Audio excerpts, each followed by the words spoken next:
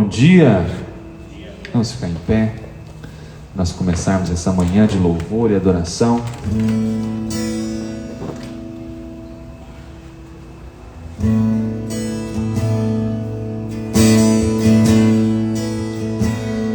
Se você pode, feche os seus olhos agora, para que a gente possa cantar ao Senhor.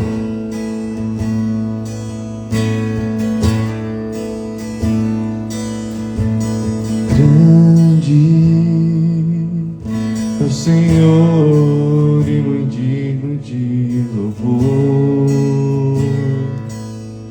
na cidade do nosso Deus, seu santo monte, a alegria de toda a terra.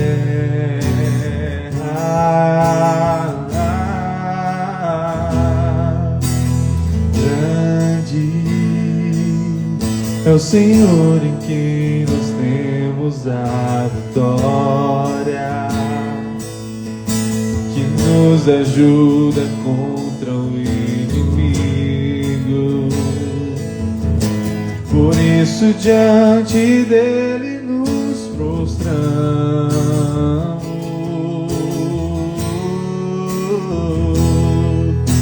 queremos o teu nome engrandecer e agradecer-te por tua obra em nossas vidas. Confiamos em teu infinito amor, pois só tu és o Deus eterno sobre toda a terra e céu.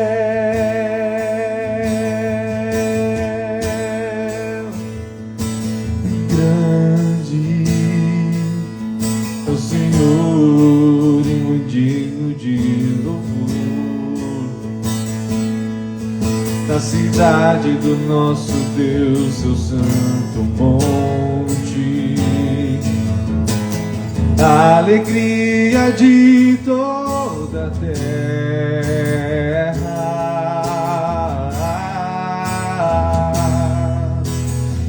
Grande é o Senhor em quem nós temos a vitória, nos ajuda contra o inimigo. Por isso diante dele nos prostramos,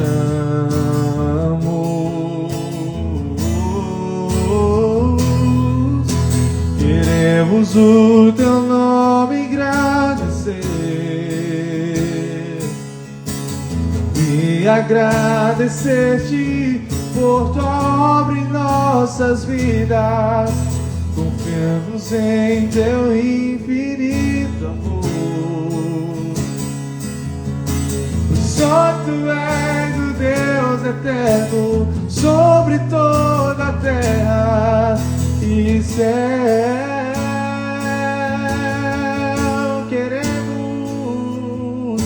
Queremos o teu nome engrandecer e agradecer-te por tua obra em nossas vidas.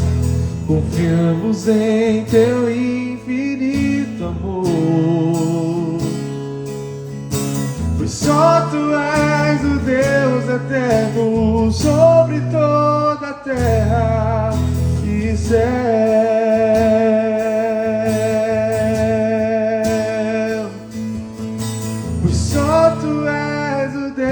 Eterno sobre toda a terra, e só tu és o Deus eterno sobre toda a terra, e só tu és o Deus eterno sobre toda a terra e céu.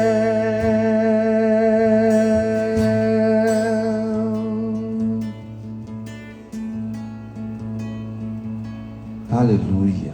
Pode se assentar.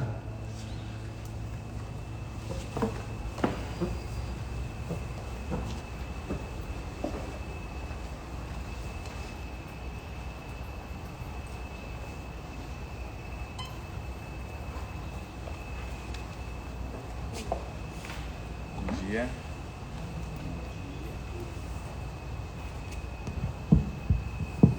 Bom dia. Hoje estamos no 18º dia. Hoje o capítulo fala a mensagem no bico da pomba. Vamos ler.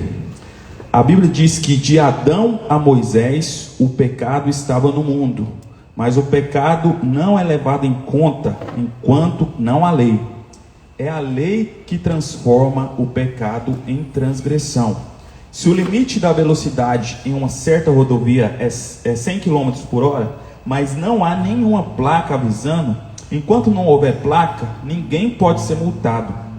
Contudo, uma vez que a placa é colocada, a infração será imputada. Esse é o princípio da lei. Lá em Romanos 5,13 diz assim: porque até o regime da lei havia pecado no mundo, mas o pecado não é levado em conta quando não há lei. Isso significa que o homem não podia ser julgado pelo seu pecado enquanto não havia lei. Então, como podemos explicar o dilúvio? Sabemos que Deus mandou o juízo sobre o homem nos dias de Noé, muito antes da lei. Isso também aconteceu com Sodoma e Gomorra e com os filhos de Judá. A misericórdia triunfa sobre o juízo. Creio que a explicação para tudo seja a misericórdia e não o juízo de Deus. Em Gênesis 3:15, Deus disse à serpente: porém inimizade entre ti e a mulher, entre a tua descendência e o seu descendente. Este te ferirá a cabeça e tu lhe ferirás o calcanhar.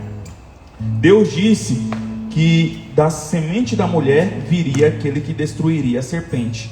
O diabo sabia disso, então a partir daí ele tentou impedir a sua vinda.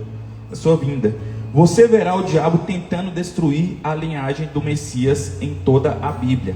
O inimigo não pensava que o Messias demoraria a vir, por isso devia ter pensado que ele seria um dos filhos de Eva. Assim, quando viu que Deus havia aceitado o sacrifício de Abel, imediatamente pensou que ele poderia ser o Messias e usou Caim para matá-lo. Isso prova que o diabo não sabe todas as coisas. Não sabia quem seria o Messias. Sabendo que o Messias viria da semente da mulher, o diabo fez com que os filhos de Deus e as filhas dos homens se misturassem nos dias de Noé. Lá em Gênesis 1:2 diz assim: como se foram multiplicados os homens na terra, lhe nasceram filhas. Vendo os filhos de Deus que as filhas dos homens eram formosas, tomaram para si mulheres, as que entre todas mais lhe agradaram. A interpretação tradicional desse texto é que os filhos de Deus são os homens do capítulo 5, e os filhos dos homens, os descendentes de Caim. A falha dessa interpretação é que no Velho Testamento apenas Adão foi chamado de filho de Deus. A segunda interpretação é que os filhos de Deus eram anjos caídos, e os filhos dos homens, os homens em geral. Desta forma, anjos caídos coabitaram com mulheres e produziram o que é chamado de nefilins. Essas criaturas eram uma mistura de homens e demônios. Gênesis 6:4 diz assim: ora, naquele tempo havia gigantes na terra, e também depois, quando os filhos de Deus possuíram as filhas dos homens, as quais lhe deram filhos, estes foram valentes varões de renome na antiguidade. Em nossa Bíblia a tradução é gigantes, mas a palavra original é nefilim, que significa cair, caídos, que fazem cair, desviado, perdido e que produz perdição. São todas as descrições de ações demoníacas.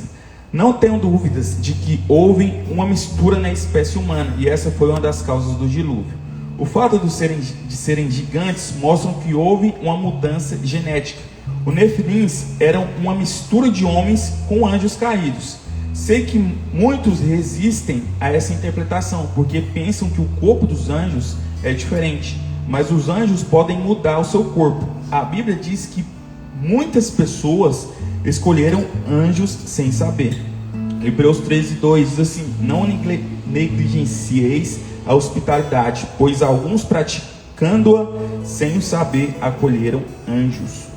O livro de Judas afirma que anjos caídos não respeitaram os limites do próprio corpo e possuíram mulheres. Essa afirmação de Judas foi tirada do livro de Enoque, que conta o que aconteceu antes do dilúvio. Judas 1, 6, 7 diz assim: e aos anjos, os que não guardaram seu estado original, mas abandonaram o seu próprio domicílio, ele tem guardado sob trevas e algemas eternas para o juízo do grande dia, como Sodoma e Gomorra e as cidades circunvizinhas, que havendo se entregado à prostituição como aqueles seguindo após outra carne, são postas para exemplo do fogo eterno, sofrendo punição.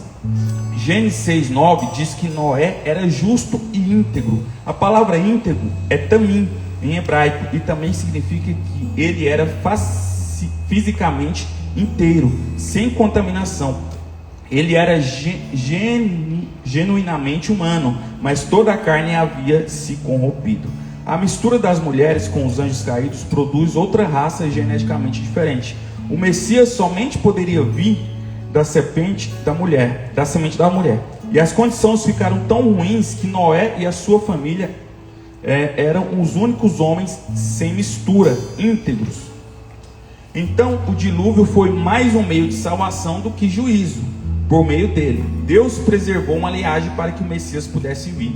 Olhando por essa prisma, podemos ver a graça e a misericórdia de Deus no meio do juízo do dilúvio.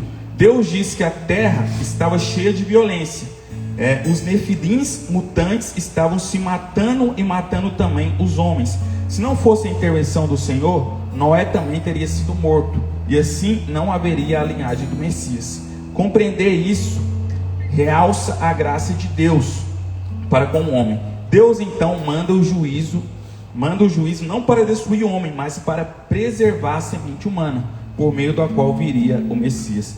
Creio que podemos entender outras ocasiões dessa mesma forma. O diabo sabia, por exemplo, que Deus havia rejeitado Rúben, Simeão e Levi. Então a linhagem do Messias viria por Judá. Entretanto, nos filhos de Judá, vemos como Deus julgou o filho que se recusou a dar descendência a seu irmão e lançava o sêmen no chão. O juízo veio rápido porque ele estava por influência maligna, tentando impedir a vinda do Messias. A arca como tipo de Cristo. Deus manda Noé construir a arca para que ele e a sua família fossem preservados. A arca era o tipo de Cristo. Estar na arca era como estar em Cristo hoje. Estando em Cristo, somos salvos da ira do juízo. Noé poderia cair, mas ele cairia dentro da arca. Não somos nós que carregamos Cristo, mas ele nos carrega. As mesmas águas que trouxeram juízo levantaram a arca acima das montanhas, acima dos problemas da vida. Gênesis 6:14. Faze uma arca de tábuas de cipestres. Nela fará compartimentos e calafetarás com betume por dentro e por fora. No hebraico, a palavra calafetar é kafar, que significa cobrir, purificar, fazer expiação. Essa mesma palavra é usada em Levítico, onde é traduzida como expiação. E a palavra betume é kofer, que significa piche, a matéria-prima do asfalto, mas também pode significar o preço do resgate. O preço do resgate é o sangue e também a expiação somente também a expiação somente pode ser feita com o sangue. Hoje estamos em Cristo porque o preço do resgate foi pago e somos purificados do pecado.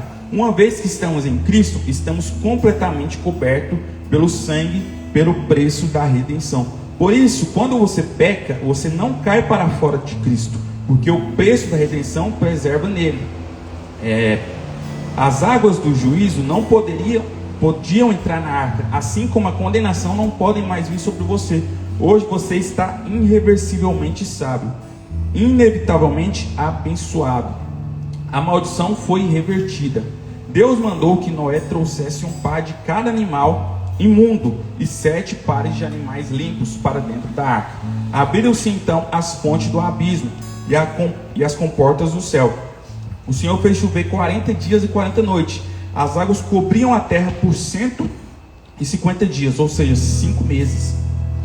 Lá em Gênesis 8:4 diz: no dia 17 do sétimo mês, a arca repousou sobre as montanhas de Ararat. Não existe nenhum detalhe insignificante na Bíblia, porque Deus menciona o dia e o mês que a arca pousou sobre o monte Ararat, porque esse é exatamente o mesmo dia em que o Senhor Jesus ressuscitou dos mortos. A arca pousou no dia 17 do sétimo mês nas montanhas de Ararat. Esse é exatamente o dia em que o Senhor ressuscitou dos mortos. Os judeus celebravam a Páscoa no dia 14.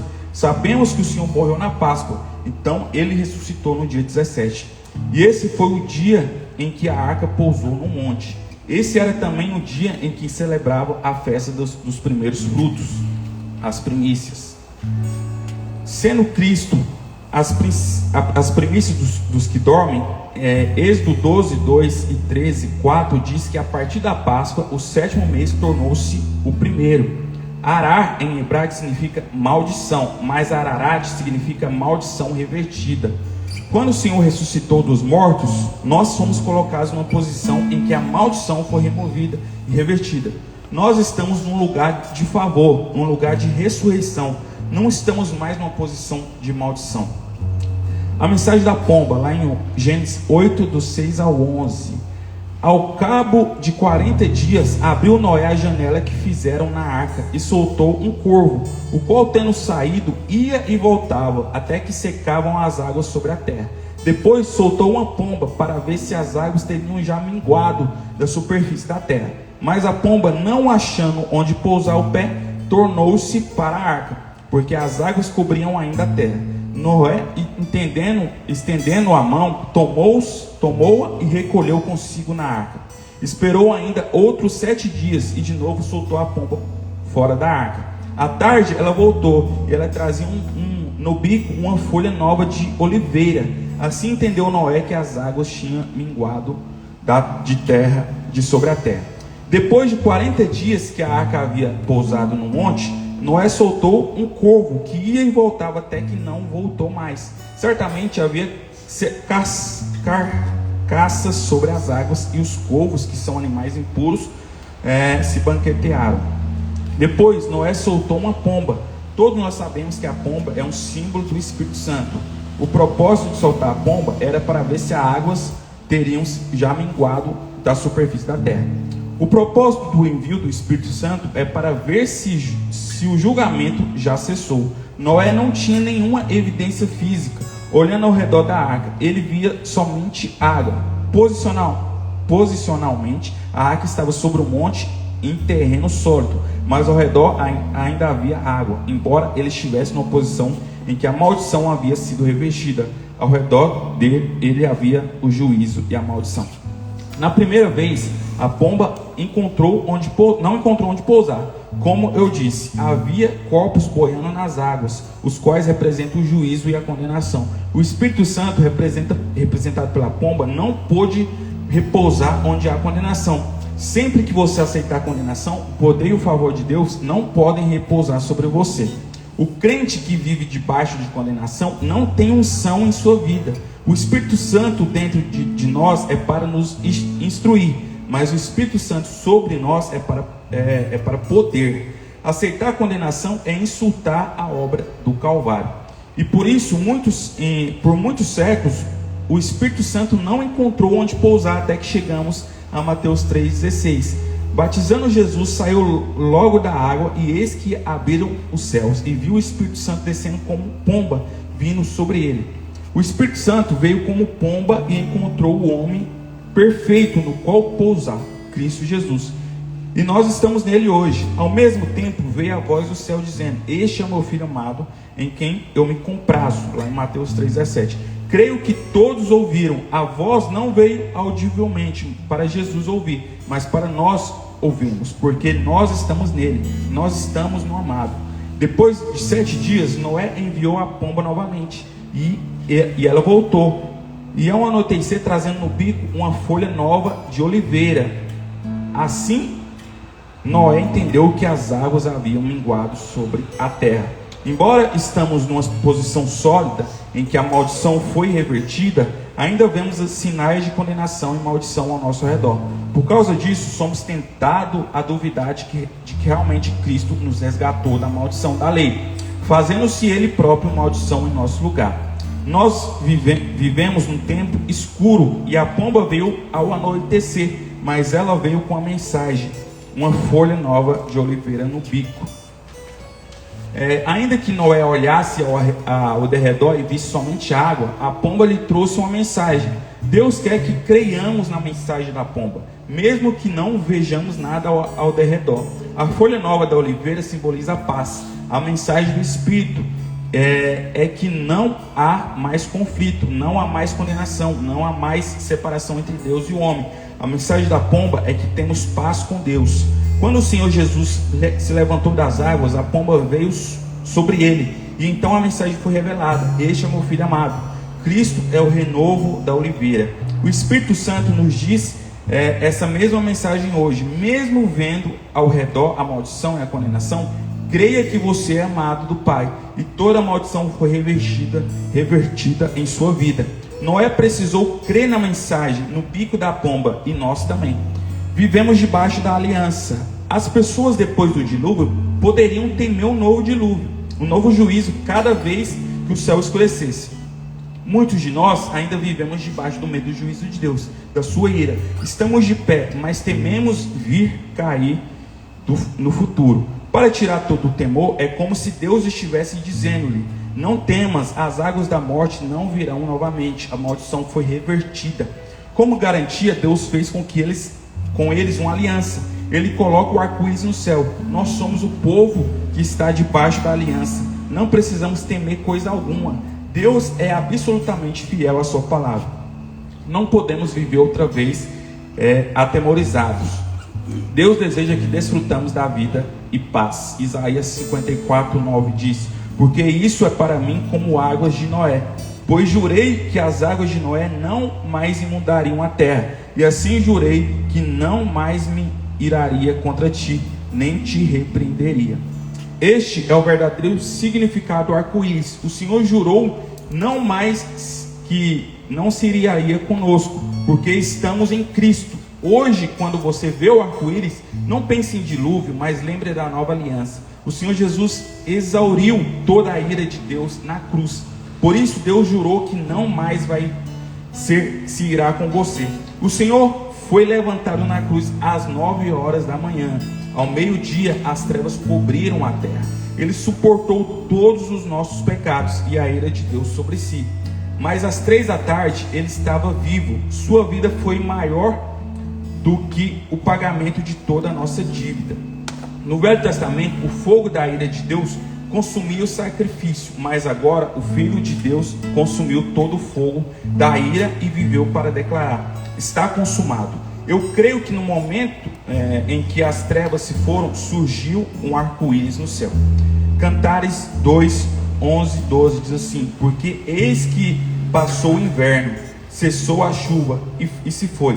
Apareceram as flores na terra, chegou o tempo de cantarem as aves, a voz da rola, no original pomba, ouve-se em nossa terra. Amém. Aleluia. Bom dia. Vamos ficar de pé? Vamos orar nessa manhã? A mensagem no bico da pomba. Qual que é a mensagem que a pomba trouxe no bico? O que ela trouxe no bico? Uma folha de oliveira. Que simboliza o quê? O que simboliza? A paz. Depois de 40 dias e 40 noites chovendo, uma inundação sobre a terra que durou 150 dias. Noé talvez podia pensar: eu vou morrer, não vai ter jeito, vai acabar, 150 dias já se passaram, vai acabar tudo o mantimento aqui, nós vamos morrer. Aí ele solta um corvo, o corvo não volta. Aí quando ele solta a pomba traz a folha da oliveira, simbolizando o quê? Paz. Simbolizando paz. Sabe, lá fora pode estar tudo em conflito, mas dentro do seu coração você precisa entender que entre você e o seu Deus existe o quê? Paz. Jesus, ele pegou na mão de Deus e pegou na sua mão. Ele te reconciliou.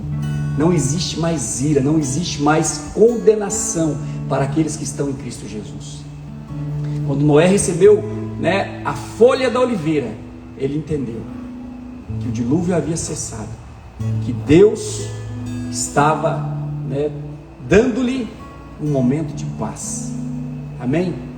Que você, nesses dias de jejum, possa entender que a paz que há entre você e o seu Deus, sabe, é que te faz capaz de poder se colocar diante dele e saber que ele não é seu inimigo, ele não é contra você, ele é por você. Ele não joga no time adversário, ele joga no seu time. Ele quer te dar o que você está pedindo. Pega a sua ficha de alvos pessoais, olha para os seus alvos, olha para os seus alvos. Existe paz entre você e o seu Deus. Ele quer te dar o que você está pedindo, ele quer te abençoar. Sabe, quando nós oramos, nós precisamos invocar as promessas de Deus para a nossa vida. Você precisa orar com base nas promessas de Deus. Lá em Romanos 8,32, o que é que o apóstolo Paulo fala? Aquele que não poupou o seu próprio filho, antes por todos nós o entregou. Como? Ele faz uma pergunta: como não nos dará juntamente com ele todas as coisas? Sabe o que Deus tinha de mais precioso? O que Deus tinha de mais precioso? Jesus. Jesus era o que Deus tinha de mais precioso, seu único filho. E a Bíblia diz que Ele deu Jesus por nós. Como que Ele vai te negar um carro? Como que Ele pode te negar agora uma casa? Como que Ele pode te negar agora um casamento abençoado? Uma vida próspera? Então eu quero te dizer, sabe, se encoraje nessa manhã. A paz entre você e Deus, Ele quer te dar. Ele já te deu o bem mais precioso, Ele quer te abençoar. É nessa confiança que você precisa orar. É nessa confiança que você precisa chegar diante de Deus e falar: Senhor, o Senhor já me deu Jesus, o Senhor já me deu o seu bem mais precioso. Essa casa não é nada, esse carro não é nada, sabe, esse aumento de salário pode ser muito para o meu patrão, mas para o Senhor não é nada. Amém? É assim que você chega, com ousadia. E o seu patrão é obediente a Deus, viu? Se Deus mandar, Ele aumenta mesmo, viu, Dulce? Mas tem que pedir, Olha, tem hora que eu fico pensando, sério mesmo, é verdade, de verdade, eu que sou mal, tem hora que eu fico pensando, se aquela pessoa me pedisse ajuda, eu ia ajudar ele, mas ele não pediu. É verdade. Ontem eu estava pensando nisso. Fulano podia tanto vir pedir ajuda, né? Fulano podia tanto vir pedir, um socorro. Está passando uma situação tão difícil, mas não pede, fica sozinho, sofrendo, sabe? Assim somos nós muitas vezes não recebemos. A Bíblia fala isso: vocês não recebem porque não pedem. Pede com ousadia. Coloca um óleo de peroba na cara, vai com uma santa cara de pau e fala: Pai, eu não mereço, eu sei que eu não mereço, mas me dá, eu sei que é a sua vontade, o Senhor já me deu Jesus, o seu bem mais precioso, me dá o que eu estou pedindo. Erga a sua ficha para o alto, em fé, na confiança de que você tem paz com Ele. Ele não é seu inimigo, Ele não é contra você. Pede para Ele, fala: Pai, pede para o seu Pai, fala: Pai, nessa manhã nós estamos aqui para pedir na ousadia de filhos, pedir na ousadia, de filhos amados, que sabemos que nós não merecemos, não há mérito em nós, mas sabemos que entre nós e o Senhor existe paz. O Senhor nos reconciliou, o Senhor Jesus nos reconciliou com o Pai, por isso nós temos paz, e na paz, no descanso, é que nós pedimos. Nessa manhã, olha para os nossos alvos, Senhor, olha para aquilo que nós estamos pedindo, é nada, isso aqui que nós estamos pedindo não é nada, porque o Senhor já nos deu o seu bem mais precioso, que é o Senhor Jesus. Então isso aqui, Senhor, é tão pequeno, pode ser grande para mim, pode ser grande para os meus irmãos, mas para o Senhor não é nada. Dá para eles. Aqueles que estão pedindo carro, eu oro nessa manhã no nome de Jesus, Abre as janelas do céu, dá carro, livra do Uber, livra, Senhor, do ônibus, livra, Senhor, do coletivo, no nome de Jesus, libera sobre eles, para mostrar o seu amor, a sua graça. Dá para eles veículo, carro, dá casa para aqueles que estão pedindo, Senhor, aqueles que estão, Senhor, orando para sair do aluguel. Oh, pagar aluguel é tão difícil, nós sabemos. Por isso, Pai, eu oro, abre as portas, traz o socorro, traz, Senhor, para os seus filhos, porque o bem mais precioso o Senhor já nos deu, que é o Senhor Jesus. Dá-nos saúde, dá-nos paz, dá-nos alegria, dá-nos um casamento abençoado, cheio de harmonia. Dá-nos, ó Pai, uma vida, Senhor, de desfrute na Tua presença. Dá, Senhor, para nosso suprimento financeiro, abre portas, ajuda-nos a desfrutar de tudo aquilo que o Senhor tem para nós. Nós oramos nessa manhã, em nome de Jesus. Fala comigo, nessa manhã, eu creio que a pomba trouxe uma mensagem de paz entre mim e o meu Deus.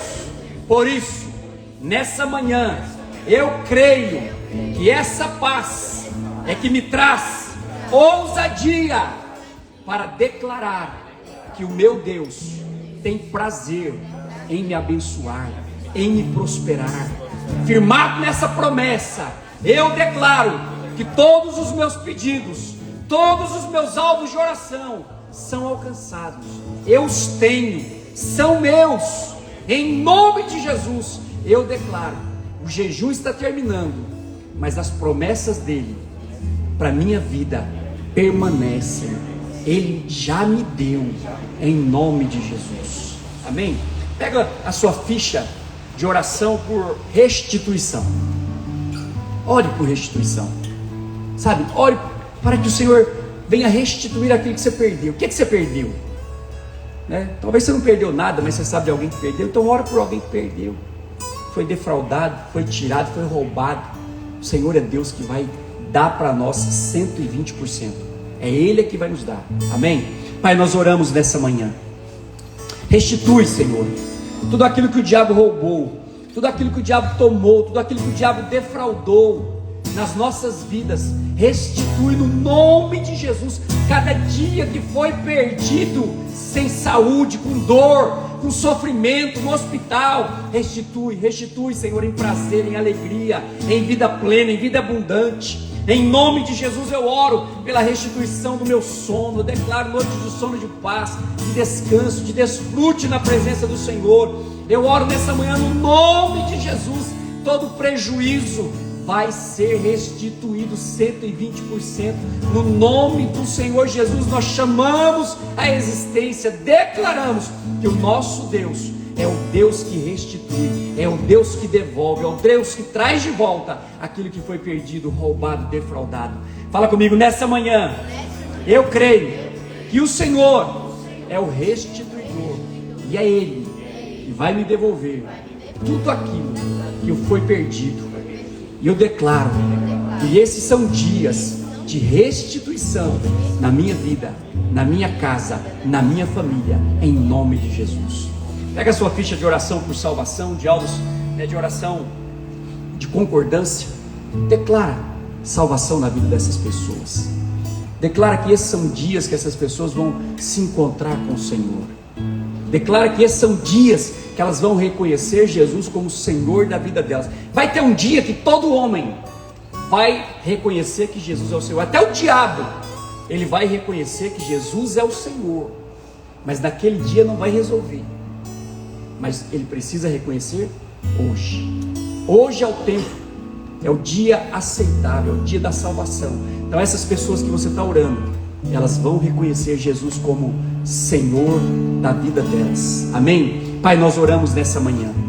Declaramos que cada uma dessas pessoas pelas quais nós estamos orando vão se dobrar a Ti, vão reconhecer o Senhor Jesus como único e suficiente Salvador da vida delas.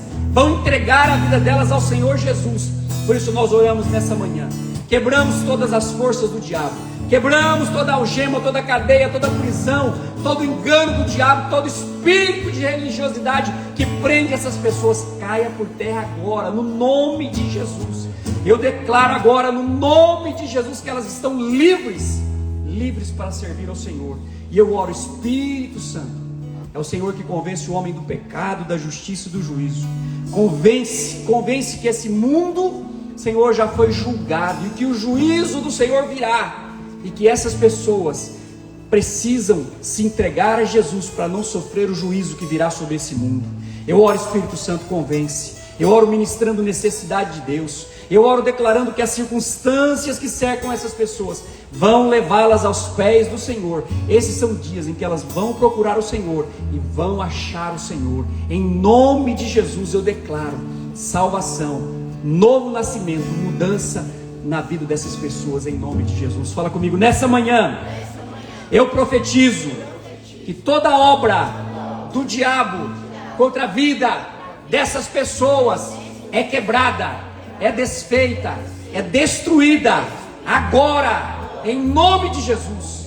Eu declaro que elas estão livres para reconhecer o Senhor Jesus como único e suficiente Salvador da vida delas. E eu profetizo que as circunstâncias vão gerar necessidade no coração delas, e elas vão buscar o Senhor e serão achadas pelo Senhor. Haverá experiência do novo nascimento, se converterão e serão nova criatura em nome de Jesus. Amém? Que você tenha uma confissão. Pega aí a sua confissão. 18º dia. Ageu 2:9. A glória desta última casa será maior do que a da primeira, diz o Senhor dos Exércitos. E nesse lugar darei a paz, diz o Senhor dos Exércitos. Amém? Hoje nós temos uma mensagem de paz para nós. Você tem paz com o seu Deus. Vamos todos juntos? 1, 2, 3. O meu Deus é o Senhor da restituição. Por isso eu creio que Ele restituiu muito mais do que perdi. A glória dessa segunda casa será muito maior do que a primeira, e eu serei restituído muitas vezes mais. No lugar onde antes foi tristeza, Ele me dará alegria. No lugar da desonra, receberei dupla honra. Onde abundou o pecado, superabundou a graça. E no lugar da condenação, Ele me deu a sua paz. Aleluia. Glória a Deus. Que essa quinta-feira seja uma quinta-feira de paz. Que o seu coração esteja em paz diante de Deus. Sabe? Que você possa entrar nessa paz e no descanso. Oh, irmãos, a melhor coisa que tem é você viver descansado. Eu orei, eu pedi, agora é Ele que está trabalhando. Fique em paz. Deus só pode fazer se você estiver em paz. Enquanto você estiver agoniado, Deus não faz. Vai para a Bíblia. Todas as vezes que o Senhor operou, sabe, todas as vezes que o Senhor fez um milagre, é porque as pessoas estavam assentados no descanso. Descanse nele. Seu carro já está vindo, sua casa já está vindo, sua prosperidade está a caminho, suas bênçãos, aquilo que você está pedindo, Ele está trabalhando. Você vai receber e vai testemunhar para a glória dele. Amém? Se o Senhor é por nós, Deus abençoe a sua quinta-feira em nome de Jesus.